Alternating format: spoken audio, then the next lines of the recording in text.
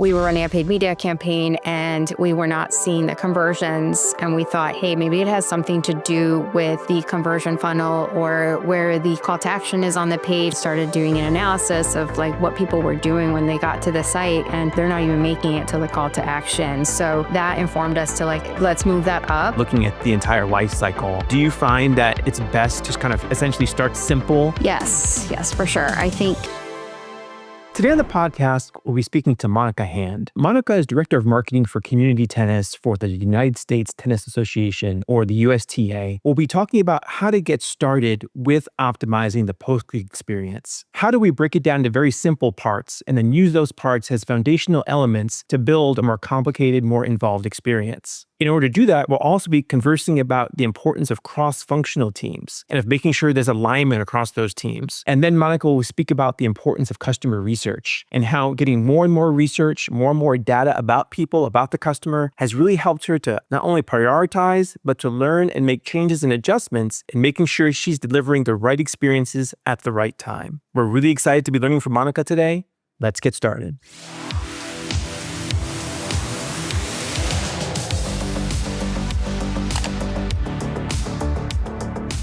Monica, thank you so much for being on the podcast today. I'm very happy to have you. Thank you so much, Amir. Happy to be here. I know, of course, from working with you in the past, how busy you are with all the wonderful initiatives that are going on at the USTA. You guys are doing so much from a digital standpoint these days and really trying to move things forward in support of you moving tennis as a sport forward.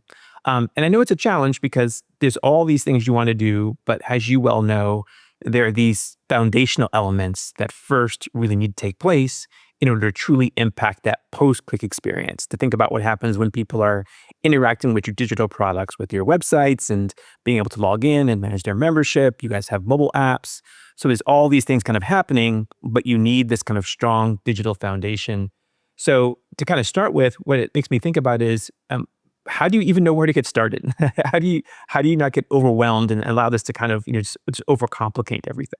Great question. So honestly, it's starting from the basics, starting from the beginning. So I wish I could say there's a digital tool that you can just implement and then like magically you'll have this amazing customer experience. But it really starts with the people and ensuring that there is alignment internally and that there is the right expectations are set and everyone is working towards the same goal and it does not feel fragmented. Like this is something that we're just doing for the marketing department, but recognizing that what we're trying to accomplish from a digital standpoint is something that's going to benefit our first and foremost our customers, but something that's going to help inform the whole organization. So whatever we do, we want to start with that.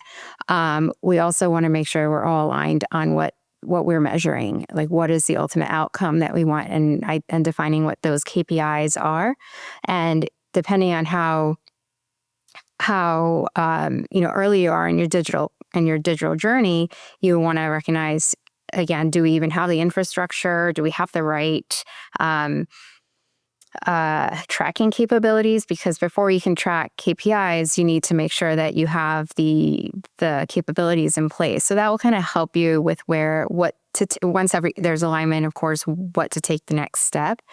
So if you know that tracking engagement on the site or memberships or whatever that is, we have to ensure that we can do that effectively and accurately.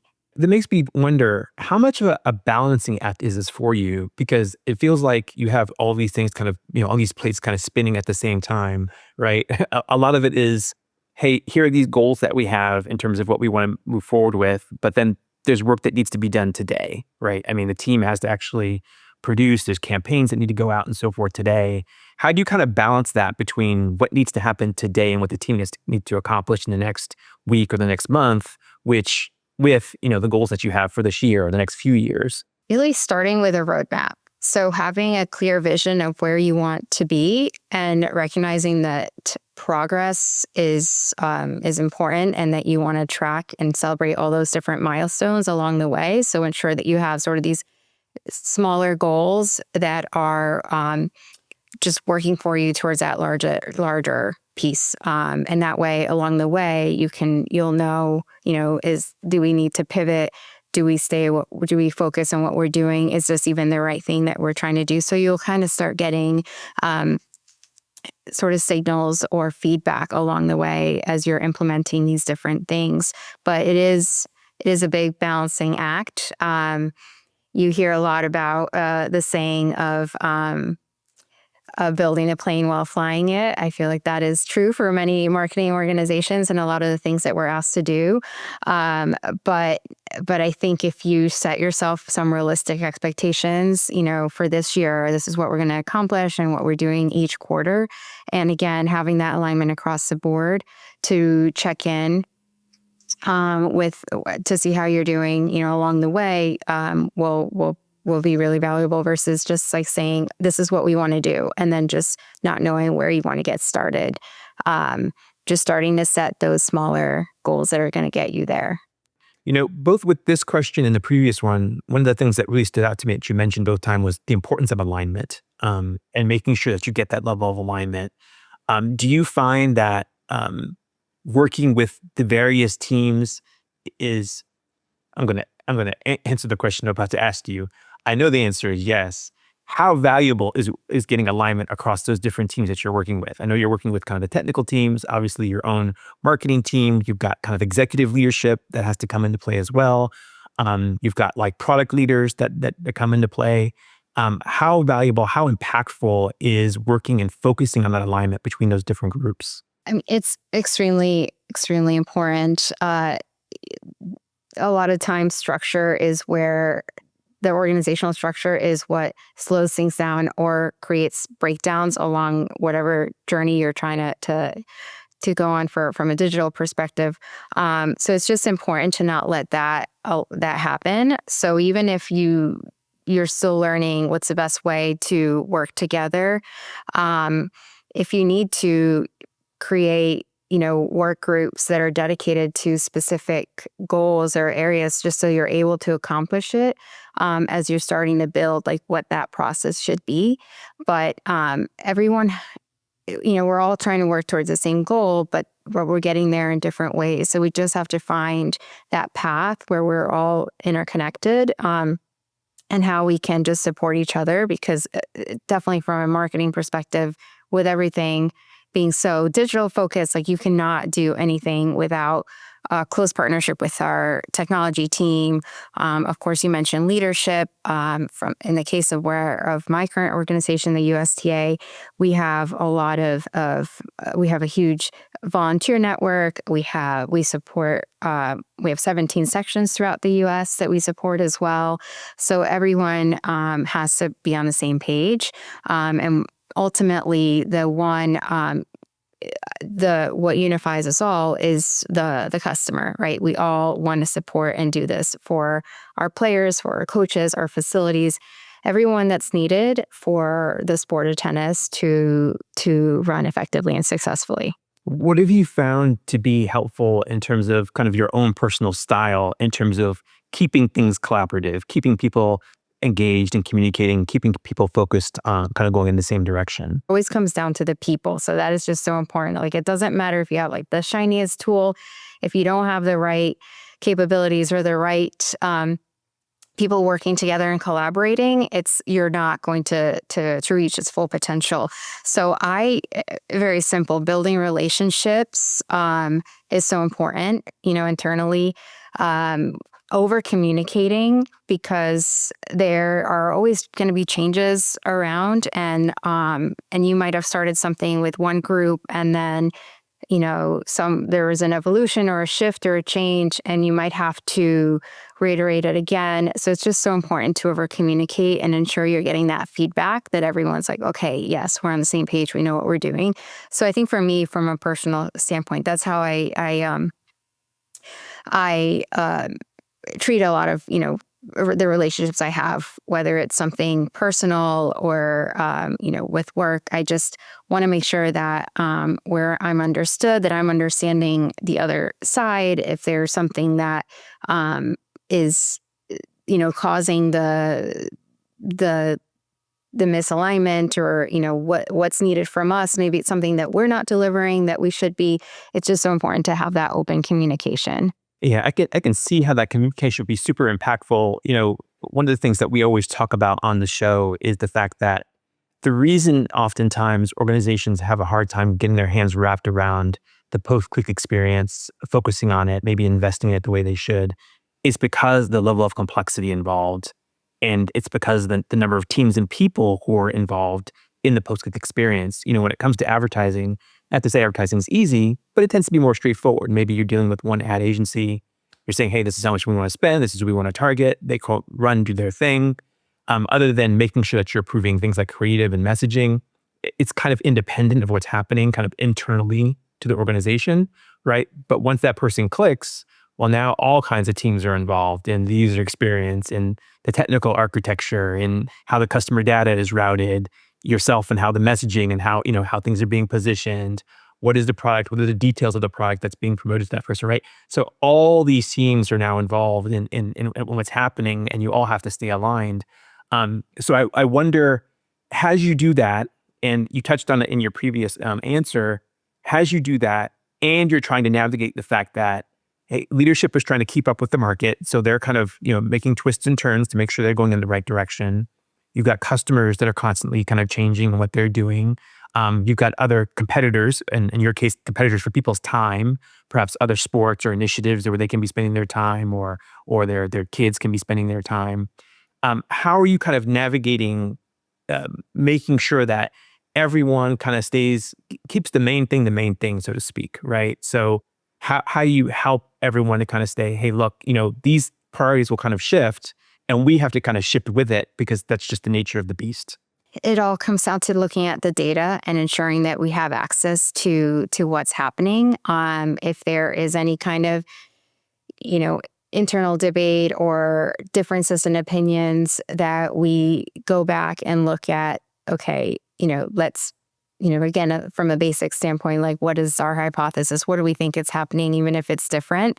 And then testing it.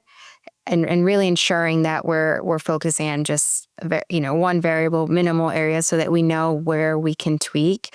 But ultimately, having, again, that visibility of, this is what we're seeing, so this is what we all aligned on and set out to see, and it can't just go like set it and forget it. Like, we have to go back and say, is what we said was going to happen happening? And if not, let's try to understand what's happening and how we can optimize that. But before even getting to that optimization stage, we have to understand what is happening. And sometimes some organizations don't have the capabilities to see everything that is happening. So you have to look at sometimes that data directionally, but there has to be, one source of truth that it's something, hopefully, again, and to your earlier question of those foundational pieces, like, it's something you establish from the beginning, like, this is how we're going to measure. And if something is off, then we have something, a baseline that we can go back to. But just, again, going back to the data, and if somebody is saying, like, well, I want to see how this works now, and this, hey, does it relate to what we initially set out to do? And if not, maybe that's something that we try, next quarter, or, how is that, again, bubbling back up to that overarching strategy or what we're trying to do. I love hearing that. It's such a common theme that always comes up on the show. We've talked to people across so many different industries, finance, healthcare, real estate, and it always comes back to making sure that they're kind of keeping the customer at the center of that. What is the data telling us about the customer and what they're kind of saying? What is that feedback? And how do we use that to stay aligned to make the decision, right? It doesn't need to be the opinion of this person on this side of the table, the opinion of this person on this side of the table, right? It's saying, well, what are we hearing back from the customer in terms of what they want or how they're responding to what we're giving to them? And then allowing that to be the starting point, the genesis of the idea of, okay, how are we going to respond to this? Let's test it. Let's get additional feedback and get that that build, measure, learn cycle really going, so that we're making decisions and we're being able to inform things as an organization in a very powerful way. But nonetheless, this isn't your first rodeo. You've been in marketing for many years. You've been in marketing leadership roles with many large organizations. And there's no way around it, right? I mean, people's opinions are going to get involved.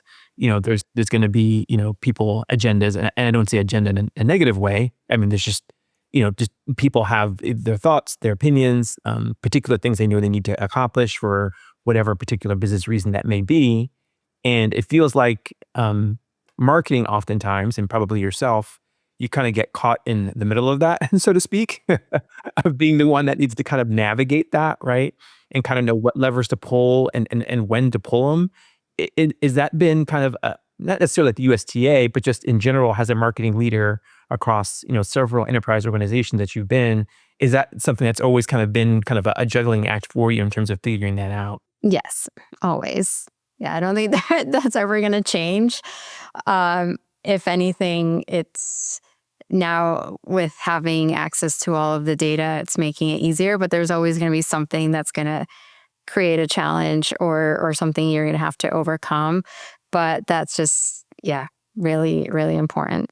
With that being said, then I wonder, can you think of an example where a situation did come up where perhaps there was some element of subjectivity, but you were able, or maybe someone else that you brought to the table was able to bring some customer feedback to the conversation and say, well, hey, look, this is what our customers are saying, and that kind of helped to kind of center things and point things in the right direction.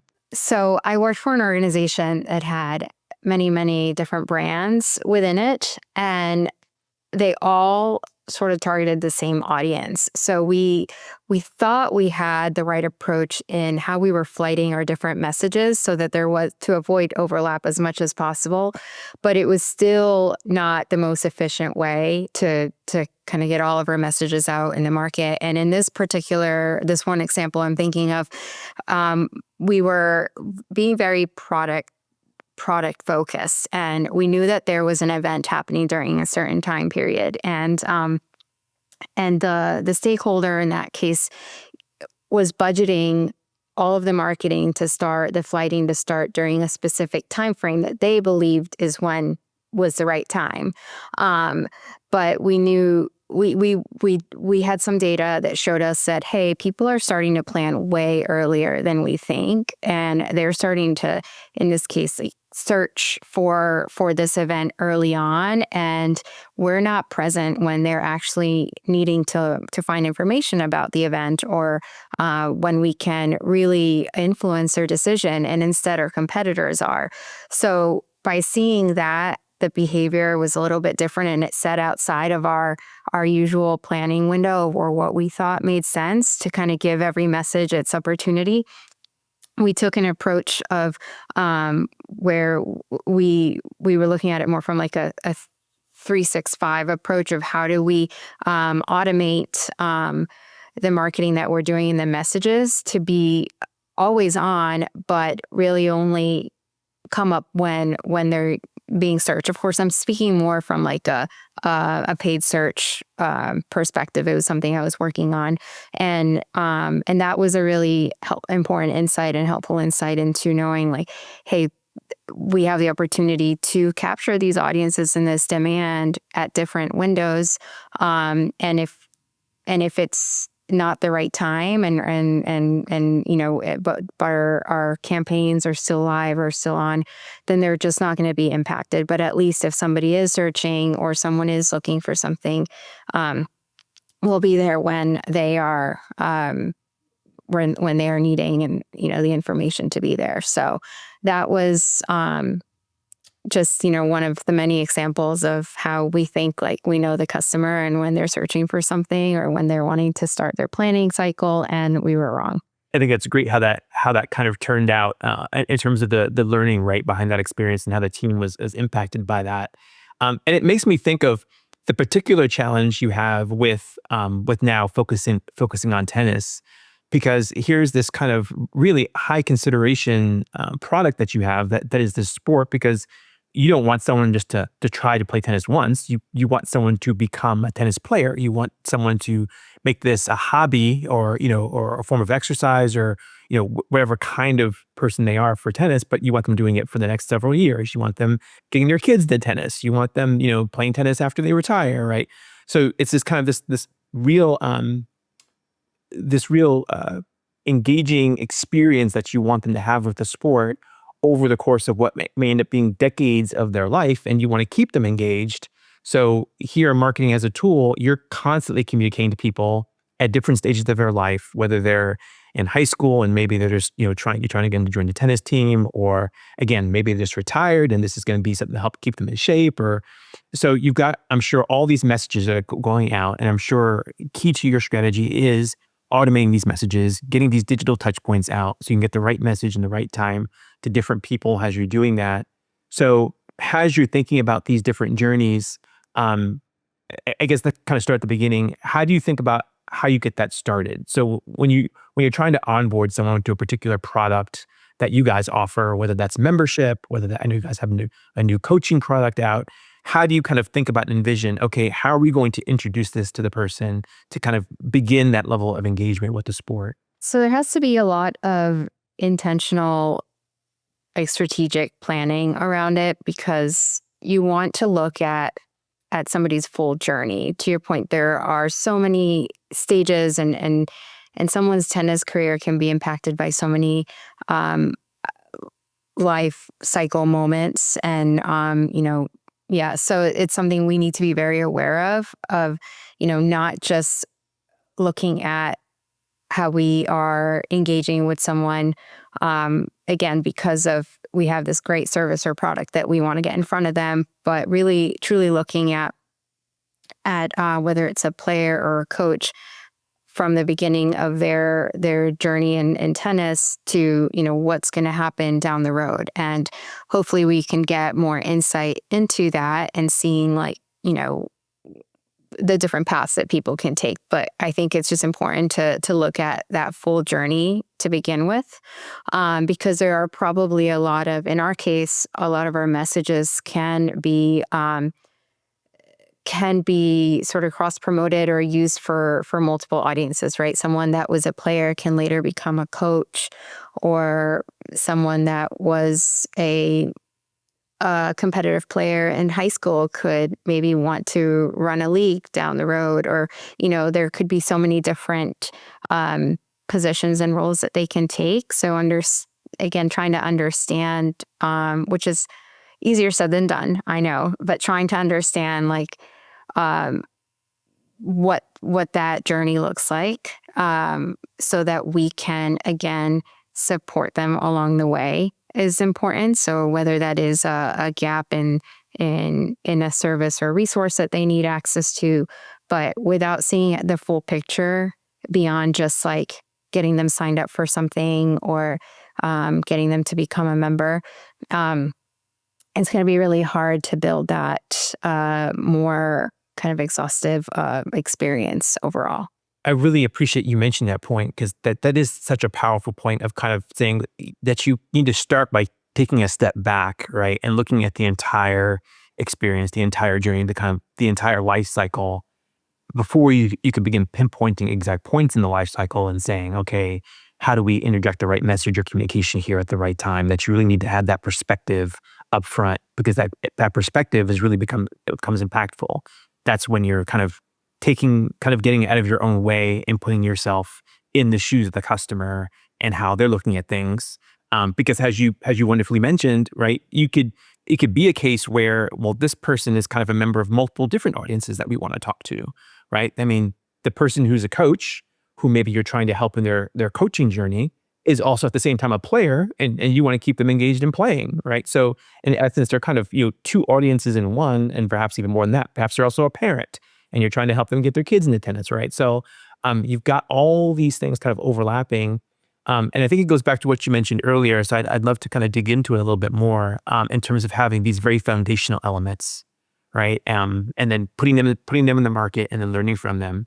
So do you find that it's best to kind of essentially start simple, get some of that feedback, and then begin to kind of layer on complexity as you begin to think about all those different journeys and touch points you're putting into place? Yes, for sure. I think any kind of progress is better than perfection. So you don't want to wait until everything is perfect, because then you're missing out on again the market, and there could be other sports, other things that someone can get into, and you want to be able to be there at the right time. So you just have to take those baby steps and start prioritizing. If you can't focus on all audiences, pick and choose the ones that you're able to do well.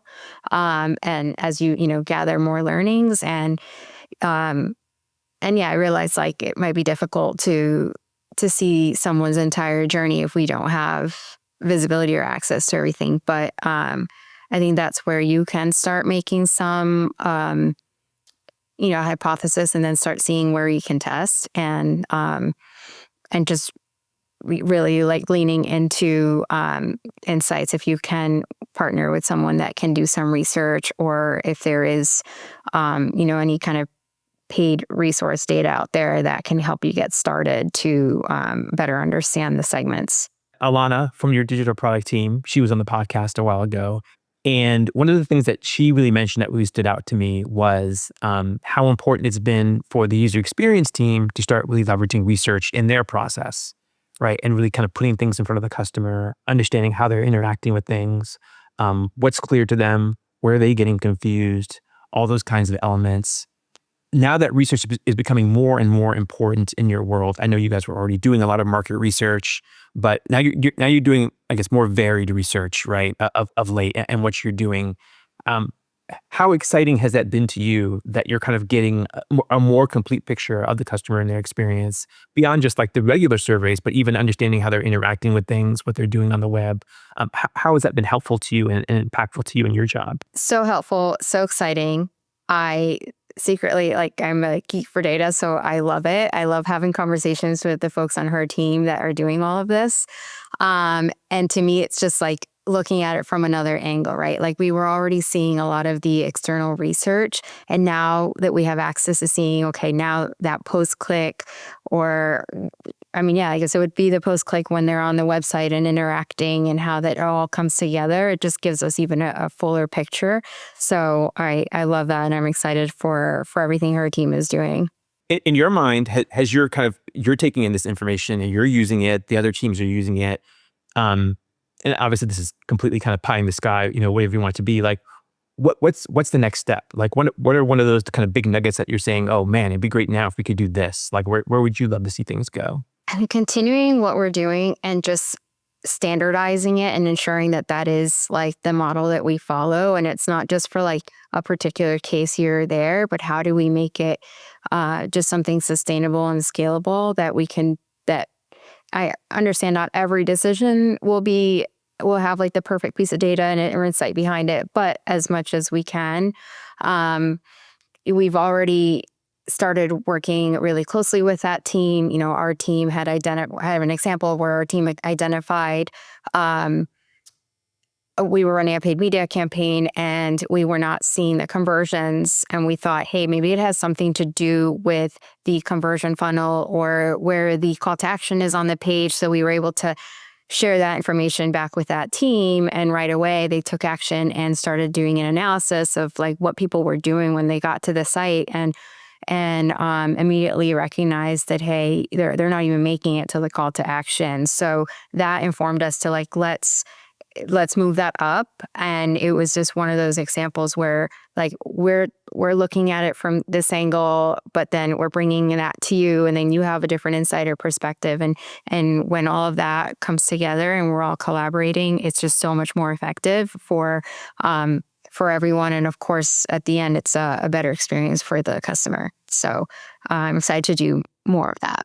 So much of what you've been able to do, so much of what you're going to be able to do is because you've spent the time and effort, energy, and invested in the importance of being cross-functional, of being collaborative, of kind of getting, working well with other teams so that you guys all recognize, hey, we're all in this together.